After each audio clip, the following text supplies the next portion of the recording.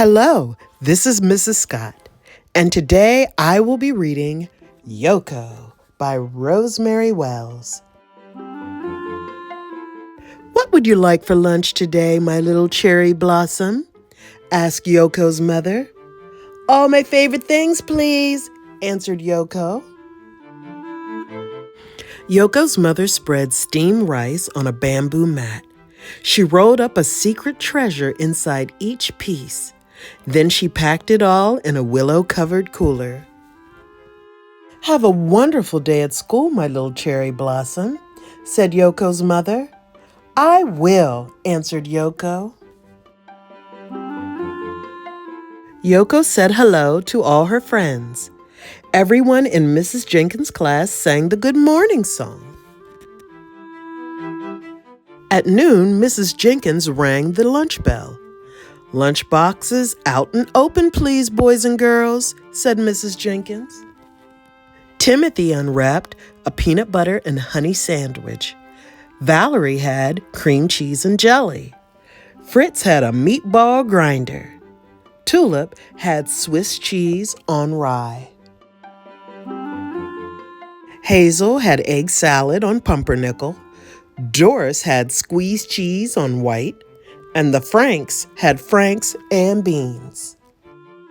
Yoko opened the willow-covered cooler. Inside was her favorite sushi.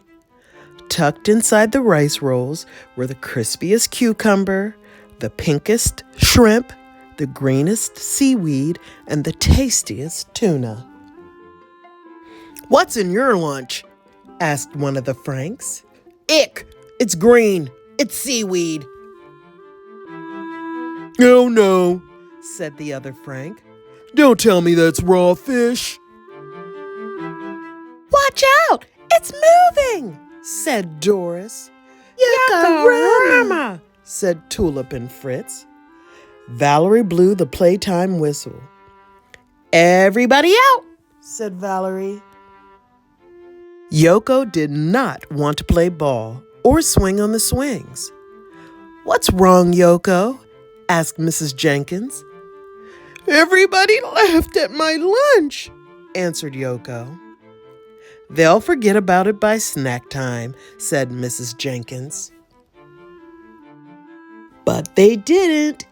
During the snack time song, Yoko opened a thermos of red bean ice cream. Red bean ice cream is for weirdos, snorted the Franks. Mrs. Jenkins switched to the friendly song.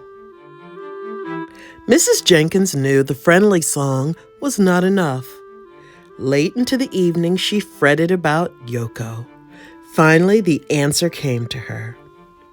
Dear parents, Monday will be International Food Day at Hilltop School. Everyone is asked to bring in a dish from a foreign country. Everyone must try a bite of everything. Happy cooking, Mrs. Jenkins. We will make a deluxe sushi for the whole class, said Yoko's mother. Don't worry, my little cherry blossom. Everyone will try our sushi, and everyone will love it. On Monday morning, Valerie and her mother carried in a plate of enchiladas. Timothy and his mother made Caribbean coconut crisps. Hazel brought Nigerian nut soup. Harry brought Brazilian nuts. Doris brought Irish stew. Tulip brought potato knishes. Monica brought a pitcher of mango smoothies. Fritz brought spaghetti. Big Frank cooked up a pot of Boston frankenbeans. At noon, Mrs. Jenkins rang the lunch bell, and everyone sang the Clean Hands song. What does International Food Day mean to us, boys and girls? Asked Mrs. Jenkins. Try everything, said everybody. When Valerie blew the playtime whistle, there was not a nibble of nuts or a sip of smoothie left. But no one had touched even one piece of Yoko's sushi. Yoko sat under the learning tree. Suddenly, she heard the clickety-click of chopsticks. It was Timothy. He was still hungry. "Let me show you how," said Yoko. Timothy polished off the rest of the crab cones his own way. "Can we have sushi again tomorrow?" he said. "I'll ask my mother," answered Yoko. During the school bus song, Timothy found a coconut crisp in his pocket. He gave it to Yoko. "It's even better than the red bean ice cream," said Yoko.